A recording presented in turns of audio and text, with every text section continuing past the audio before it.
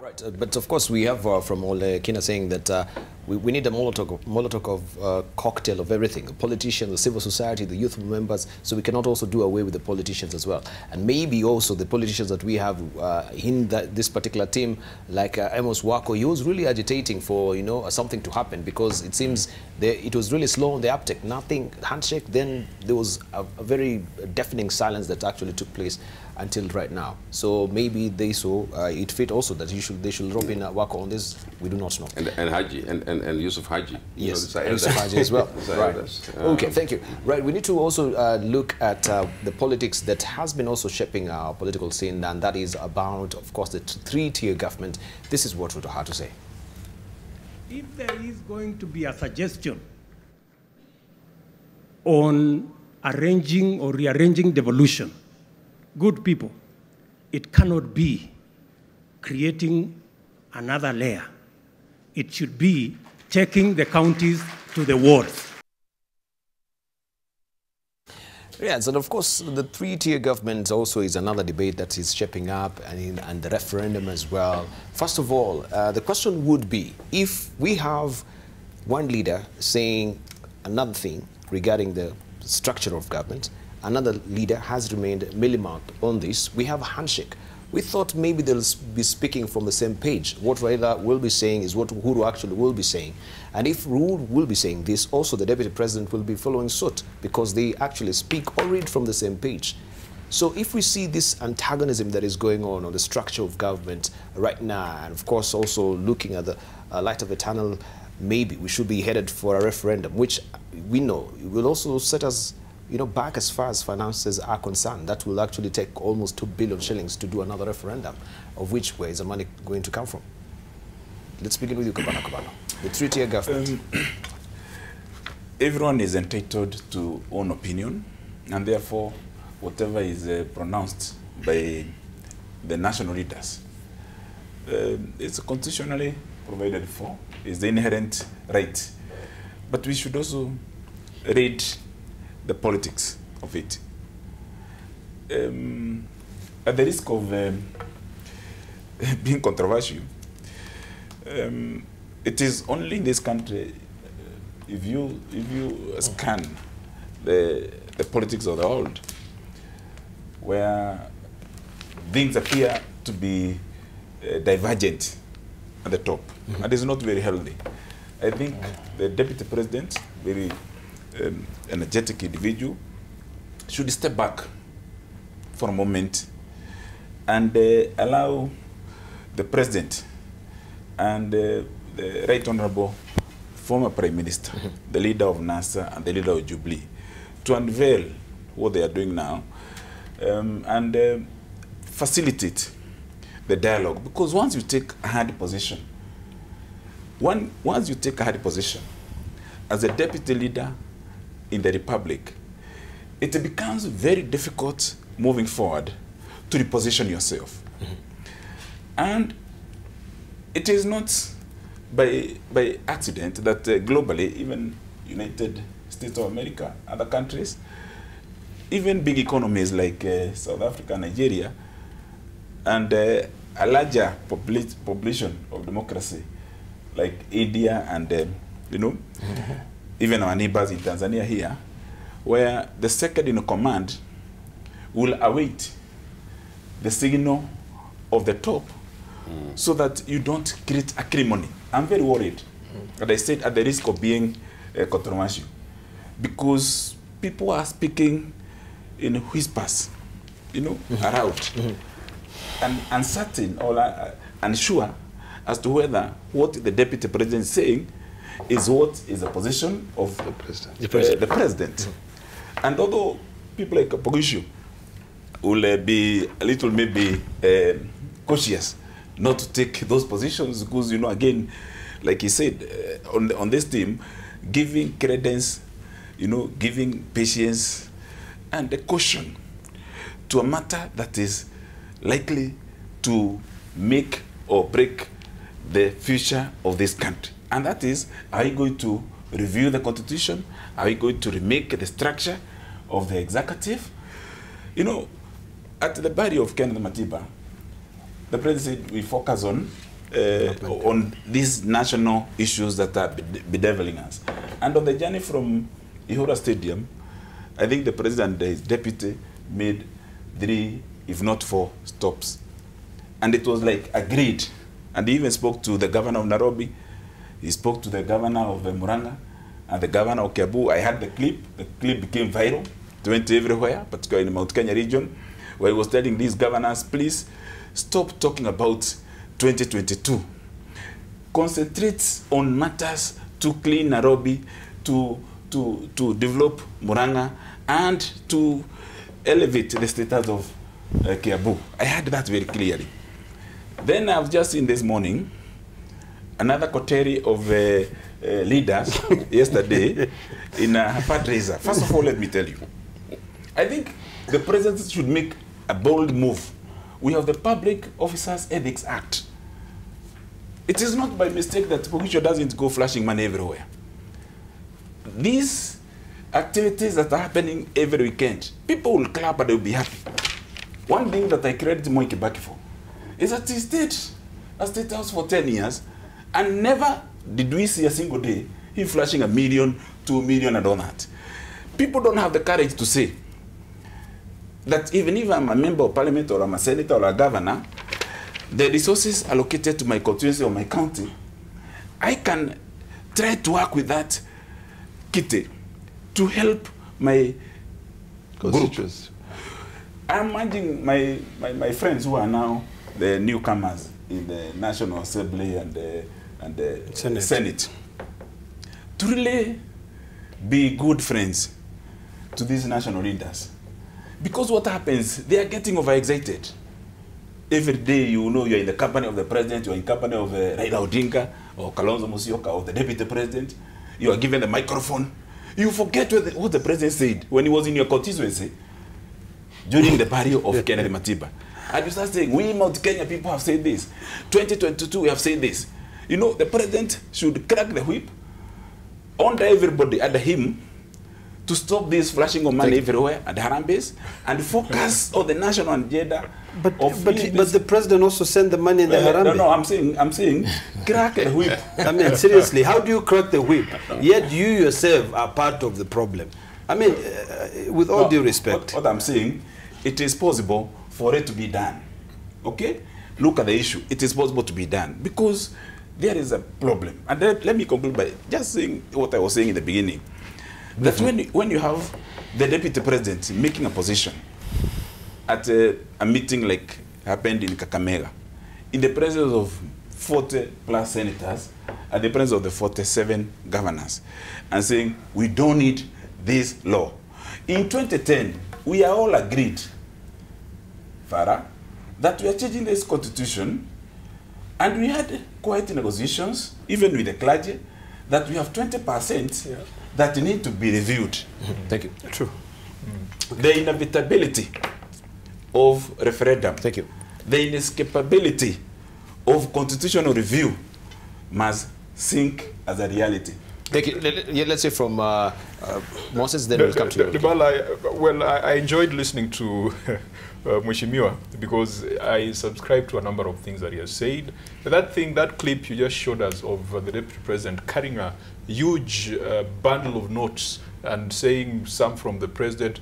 You know, so, what usually happens in these Harambes is people attribute. Someone comes with 5 million and then he says half of it came from the president so that the impact can be felt. When we were in Kakamega, Deputy President Ruto told us that the devil is real and he's a bad man. And that an idle mind is very dangerous. It's very easy for the devil to get into an idle mind. And he was saying that deputy governors, deputy presidents should be kept occupied. I sense that Ruto has been afflicted by this malady of idleness, where the devil has gotten into his head. Because the way he's singing is so different from what his boss is saying. If you look at the opening, the second paragraph of the Building Bridges to a New Kenyan Nation, the second paragraph, it says, there are changes that are required in our system of governance for us to succeed. Now, whether those changes are going to be constitutional, or they're going to be structural or administrative, is for us to sit down, through that national dialogue that Farah was talking about, through a national conversation that the religious bodies have talked about, and define what those changes are. Assuming we agreed as a nation that we increase funding to counties from 15% to 40%, that would require a referendum. Why not? Assuming as a country we decided that we are moving away from this American presidential system and we go back to the British Westminster model that has been adopted throughout most of the Commonwealth and that has been credited for stability in many countries, that would require a referendum. And why not? Assuming we wanted to reduce the number of constituencies, yes, like some people are saying, or we want to reduce the number of MCAs, assuming we want to redefine the functions that have been given to counties, these issues, these problems you have between counties and national governments, that will require a referendum. If that was the conclusion arrived at the national conversation, why would the deputy president, before that national conversation has started, preempt it and say that something is not going to happen? I think it is dishonest. I think it is a sign of idleness for the deputy president to take those hardline positions in advance. We cannot say that a referendum can only be done on the terms of William Ruto and the people who support him. Let us think of Kenya. Let us not think of 2022. Right. Let us not think of individuals. So it seems also that the deputy president is a tripping wire as far as all this process is concerned. Because, of course, if everyone is moving collectively on one direction, then he's pointing Kenyans to other direction as far as the referendum is concerned, as far also as the three-tier government is concerned. So you say that he should actually, pedal back a bit and let now the handshake take precedence in everything. That we should not see he's so into our face right now. We need him to, take a back foot a bit. I don't subscribe to that school of thought. Yes. I think everyone in this country has the right to air their own opinion. That was his opinion. We should respect it, even though we disagree with it. That is the point number one. I think the question here is this: what do we need to do? Do we need a three-tier of government? What does a three-tier of government mean to this country? We have a very young constitution, which is barely 8 years old. We need to ask ourselves, has devolution worked? Do we need to be asking questions that, what has gone wrong? We need to examine the constitution and see whether there are certain, provisions that undermines its implementation or procedures for us to be able to change in line with Article 10 of the Constitution. The biggest question we have right now in this country is that people who are supposed to be assisted by this constitution are divorced from the reality. They have no clue what the constitution is all about. In fact, I dare say that even when we passed the constitution in 2010, not everyone knew what was in the constitution. Some of us knew that, yes, like Kabanda has said here, Mheshimiwa, is that there was a 20% that needed to be relooked. Recently, I think we are alive to the fact that the constitution was contradicting itself in the position of Miguna. Whether in one provision of the constitution it says a person cannot lose their citizenship if they are born in that country. Yet another one says if you lost your citizenship after 2010, you have to do what? To reapply. So there are issues that we need to examine. We need to look at this constitution clause by clause. In my view, I believe that we need to give devolution time to work. We need to strengthen devolution.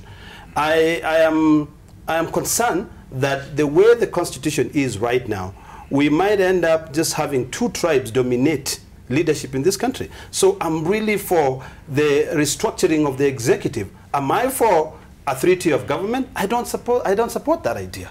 But I don't know much about what it's going to do. So I think what we need to do is to position ourselves in a place where Kenyans are asking, what do we need to do in order for us to move forward? If the deputy president says, no, this is what we don't want, let's listen to what he's saying. We are saying we need change.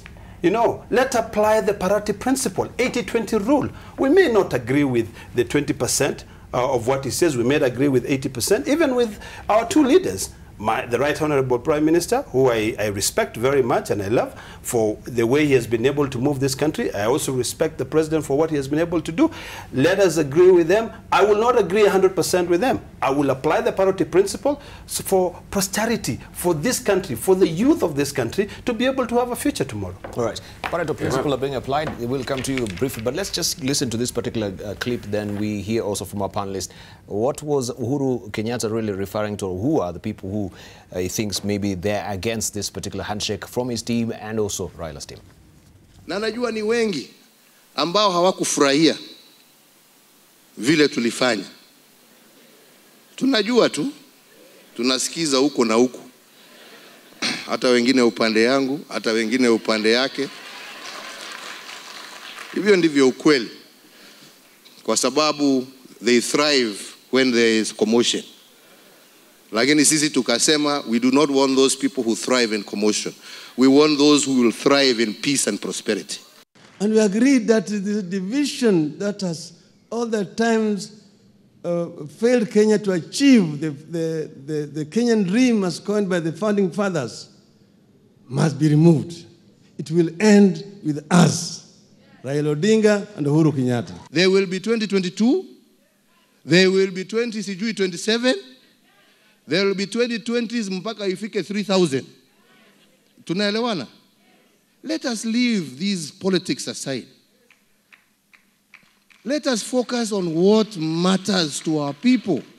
We are not thinking about 2022. 2022 will come and go. We are thinking beyond 2022. Kwa hivyo mimi tutaendelea kutembea pamoja na ndugu yangu hapa, na tunataka wengine wakuje karibu na sisi na tutembee, na kila mtu ambao uko na swali tuulize, lakini tuache hii mambo ya kuchimbana huko chini chini. Sasa tunachimbania nini? Kenya ikiharibika itaharibika kwako pia. Let's say from Farah Maalim, listening to the President Raila Odinga, you think from the deepest recesses of their heart they're sincere, that Raila is in this particular dialogue purely just for, you know, a national dialogue or this particular handshake, or is posturing himself for 2022. So is he speaking from the both sides of the mouth? No, I think, let me tell you one thing. Every time they talk about, Raila talks about the founding fathers of this country, he only has two people in mind for information. He doesn't know Ahmed, who was the first Muslim student in Alliance High School, who lost his property and fought during the Mau Mau on the side of Mau Mau, was the biggest financier. He doesn't know what you and me and the rest of us do. He's looking at his father, and he's looking at Kenyatta's father. And he thinks the two of them can come together. But anyway, let me, and hang on a minute, everybody's entitled to his own, what do you call, opinion on these things. If we had our team put together, and the team was told now, you have these are the terms of reference, look at what needs to be fixed in this country, look at the constitution, look at the what do you call, the institutions, the way they work, and come up with something. And then that team came up with a three-tier government. It came up with 20% of the constitution that has got to be changed. After a process, a lengthy process in which Kenyans were involved, then it's understandable to say, let the handshake delay, not to find it. But right now, positions have already been taken. Raila has taken a positions on what needs to be done. Uhuru definitely is for that. They have come to an agreement on that. You want the position of the two who have had their handshakes to be respected, and the position of the opinion of somebody like Ruto not to be respected, and to say, no, you're there in part of the collective responsibility. Kama mkubwa wako amezungumza hivi, weka hapo. No, everybody has a right to be involved in how this country is going to be run in the future. All right. Question is, I just want you to tell me briefly, because also we are strapped for time. Do you think this is just for the dialogue, or this is a posturing for 2022? Where will Raila actually have? It's a posturing. I agree with you entirely. It's a posturing for 2022. These people have already fixed up. So from your estimation, he's not really sincere? No. There's no sincerity in this. There's never any sincerity in any politics. Let me be honest with you. But this particular one, there is no sincerity in that. The coming together is basically a power, what do you call, conspiracy on this thing, and for your information. Let me just finish. Let nobody be jumping up and down. Yes. For your information. Here, the script has already been, the cat is out of the bag already. If this thing was not there and it was going to emerge as a result of a committee put together with the inputs of all Kenyans, yes, we would have seen it differently. Thank you. But right now, when they take a position himself through the handshake, the president supports fully and says that him and Raila will walk through these things together on what they agreed. You expect Ruto and the other people who also have their own opinions in here just to keep quiet and say, okay, fine, maliza vile mnataka. Thank you. Hapana. Kabadango, you seem not to agree with Farah. No, briefly. Yes, one observation is that you cannot condemn a career or a totality of a section of any practice. You cannot say that in politics you cannot have sincerity. Okay. This world has had, I agree with you. Go on. Has had Martin Luther King, had Mahatma Gandhi and the founders. So let's not condemn everybody. And also let us not read into the minds of individuals when we ourselves are giving our opinions to say that Raila cannot be sincere, that Uhuru Kenyatta cannot be sincere. Well, how do we prove sincerity? Is in the action, is in the outcome. Number 3, with all due respect, we cannot say that when you talk about the founding president, founding fathers, and the founding fathers, that you are not talking about Somali. One thing that we should celebrate that people are very happy about is that since in the last 10, 15 years, although inclusivity is a big question in the 9-point agenda for reform, as we call it now, inclusivity, but there has been a significant inclusion from the legislature, from the executive, or small communities in this country, even in the cabinet. I think we should be careful not to have minority contempt or majority phobia. Thank you. Okay. Thank you. Majority phobia. Let's say we start for time. Let's leave it at that. Let's say Moses Kajwang, please. You're repeating. I haven't mentioned anything else. I've not dealt with this matter. Oh, you've not dealt with it. But anyway, we'll give it up. Maybe a quick. Raila Odinga's proposals are consistent with the Bomas draft. The Bomas draft had that regional tier. And Debarl, we must tell the nation the truth. Even the current constitution has got a 3-tier devolved system: county, ward, and village. Yes. Bomas had region, district, and location. So this is not new. I sit in Senate in the Public Accounts Committee, and I can tell you some of the counties are not economically viable. And that is why a lot of counties are now getting into regional blocks. The Lake Region Economic Block that has brought together about 13 or 14 counties, they're realizing they can do more by synergizing and by taking advantage of economies of scale. It is a valid proposal. The issue of a presidential parliamentary system comes out of the Bomas draft. Small communities or marginalized communities, let me not call them small, but marginalized communities, Aden Duale would not lead anything in this country if it was as a result of universal suffrage. He is now the leader of my majority in the National Assembly. Kipchumba Murkomen, a Marakwet, would not lead anybody in this country if it was universal suffrage. Through that parliamentary process, he's able to be a leader of majority in the Senate. So it is something worth considering. Now, we need to be open-minded, and I want us to think that even Bomas draft, because Bomas started around 2002, it's almost 15 years. We cannot take it as it is. We need to subject it afresh to a people's process, so that the outcome of that people's process could be what then would inform the changes that we want to make. Finally, I think Farah is a bit unfair on Raila Odinga, on his perception of founding fathers. If you've read the books that have been published by Raila Odinga, he has acknowledged and appreciated more heroes than have been acknowledged by this country. So I think that was an unfair comment. Think, to be fair, let Senator Pugisu. Oh, sorry, Pugisu. I thought... You know, It's marginalized. I'm marginalized. I thought we were going sequentially. Okay, going back and forth from here. Sorry. So let me just add my voice to what people are saying. But the thing that I'm not very supportive of is if we begin to pour cold water on what has begun already. Sincerity is felt across the country between these two leaders. In fact, because we've been in Kakamega and we've seen everywhere, the sincerity that the country is going in the right direction is being felt now.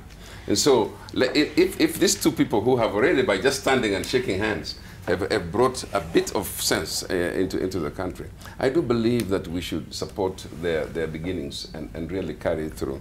On the three-tier system, just like Ajwang is saying, you know, Debarl, the counties themselves are craving for a third tier. You know, themselves. It's not even, if you don't even need to force them. I see differently. They're already craving for another level because they see that, you know, they're not sufficient by themselves. So they're going to blocks. So what are these blocks, if you're to tell me? If you organize that properly, you're not going to enter into any more expenses. You know, you look at people who want to say, our smalling groups of counties, small counties, need to come together.